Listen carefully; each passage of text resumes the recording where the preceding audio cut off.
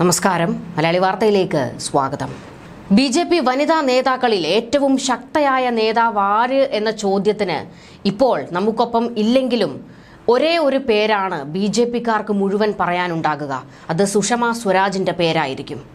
സുഷമ സ്വരാജിന്റെ മകൾ ബാംസുരി അധികാരത്തിൽ എത്തുമോ എന്നുള്ളതാണ് ഇനി അറിയേണ്ടത്. വലിയ നീക്കങ്ങൾ, നാടകീയ നീക്കങ്ങളാണ് ഡൽഹിയിൽ അരങ്ങേറുന്നത്. ചെറിയ കളിയൊന്നുമല്ല ബിജെപി പുറത്തിറക്കാൻ പോകുന്നത്. നാരി ശക്തി എന്ന മുദ്രാവാക്യമായിരുന്നു കുറച്ചുകാലം മുൻപ് കേന്ദ്രം ഭരിക്കുന്ന മോദി സർക്കാർ മുന്നോട്ട് വെച്ച പ്രധാന മുദ്രാവാക്യം.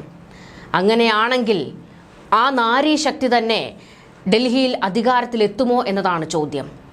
ബിജെപിയെ ഡൽഹിയിൽ അധികാരത്തിലെത്തിച്ചതിൽ സ്ത്രീ വോട്ടർമാർക്ക് വലിയ പങ്കുണ്ട്. അതുകൊണ്ട് അവരെ കൂടുതൽ ചേർത്ത് നിർത്തുന്നതിന് വേണ്ടി ഒരു വനിതാ മുഖ്യമന്ത്രിയെ ഡൽഹിക്ക് സമ്മാനിക്കുമോ ബിജെപി? അങ്ങനെയാണെങ്കിൽ ഒരു ചരിത്രമാണ് പിറക്കാൻ പോകുന്നത്.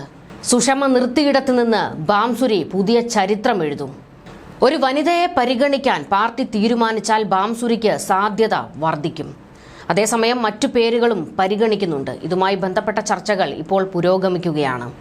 രണ്ടാം UPA കാലത്തെ ലോക്സഭാ പ്രതിപക്ഷ നേതാവ്, ഒന്നാം നരേന്ദ്രമോദി സർക്കാരിലെ വിദേശകാര്യ മന്ത്രി സുഷമ സ്വരാജ് എന്ന BJP നേതാവിനെ പലരും ഓർക്കുന്നത് ഇങ്ങനെയൊക്കെയാകും.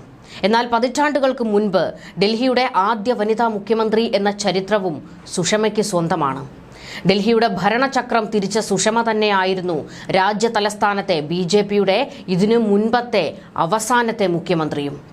27 വർഷം മുൻപ്, കൃത്യമായി പറഞ്ഞാൽ 1998 ഇന്ത്യയുടെ നാഷണൽ ക്യാപിറ്റൽ ടെറിട്ടറി അഥവാ NCTയുടെ മുഖ്യമന്ത്രിയായി സുഷമ സ്വരാജ് ചുമതലയേറ്റത്.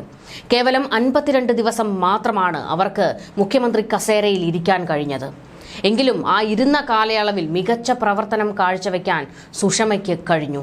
ഇതുമാത്രമല്ല, ഏറ്റെടുത്ത ജോലികളെല്ലാം ഏറ്റവും ഭംഗിയായി നിർവഹിച്ചിട്ടുള്ള നേതാവ് കൂടിയാണ് സുഷമ സ്വരാജ്. കക്ഷി രാഷ്ട്രീയ ഭേദമന്യേ എല്ലാ പാർട്ടിക്കാർക്കും ഒരുപോലെ ബഹുമാന്യയായ വനിതാ നേതാവ്.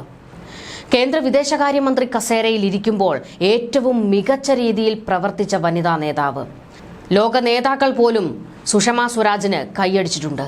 ഇതുമാത്രമല്ല, എടുത്തു പറയേണ്ട മറ്റൊരു വസ്തുത, ഒരു BJPക്കാരിയായിട്ടല്ല അവർ പ്രവർത്തിച്ചിരുന്നത്. ഒരു ജനപ്രതിനിധി. ഏത് പാർട്ടിക്കാർക്കും ഏതൊരാൾക്കും അവരുടെ എന്താവശ്യത്തിനും വന്ന് കണ്ട് സംസാരിക്കാൻ പറ്റുന്ന ഒരാളായിരുന്നു സുഷമ സ്വരാജ്. അത്തരത്തിൽ ഏറെ ജനകീയയായ ഒരു വനിതാ നേതാവായിരുന്നു സുഷമ സ്വരാജ്. സുഷമ സ്വരാജിന്റെ മകൾ ബാംസുരി ഡൽഹി മുഖ്യമന്ത്രി കസേരയിൽ എത്തുന്നതിനെ സുഷമ പക്ഷം കൈയടിച്ചാണ് പാസാക്കുന്നത്. അത്തരത്തിലൊരു ചരിത്ര നീക്കത്തിനാണ് BJP തയ്യാറെടുക്കുന്നതെങ്കിൽ അമ്മയിരുന്ന അതേ കസേരയിലേക്ക് മകളും എത്തുന്ന കാഴ്ച. ബാംസുരി സ്വരാജിന്റെ പേര് മാത്രമല്ല, മറ്റു ചില പേരുകളും മുഖ്യമന്ത്രി സ്ഥാനത്തേക്ക് BJP പ്രാഥമികമായി പരിഗണിക്കുന്നുണ്ട് എന്നാണ് വിവരങ്ങൾ. അതിൽ AAP കൺവീനറും മുൻ മുഖ്യമന്ത്രിയുമായ അരവിന്ദ് കെജ്രിവാളിനെ പരാജയപ്പെടുത്തിയ പർവേഷ് വർമ്മയുടെ പേരാണ് തുടക്കം മുതൽ ഉയർന്നു കേൾക്കുന്നത്.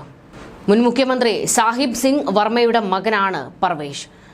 പ്രധാനമന്ത്രി തിങ്കളാഴ്ച വിദേശ പര്യടനങ്ങൾക്കായി തിരിക്കുകയാണ്. തിങ്കളാഴ്ച ഫ്രാൻസിലേക്ക് പോകുന്ന മോദി US സന്ദർശനവും കഴിഞ്ഞ ശേഷമേ ഇന്ത്യയിൽ തിരിച്ചെത്തുകയുള്ളൂ.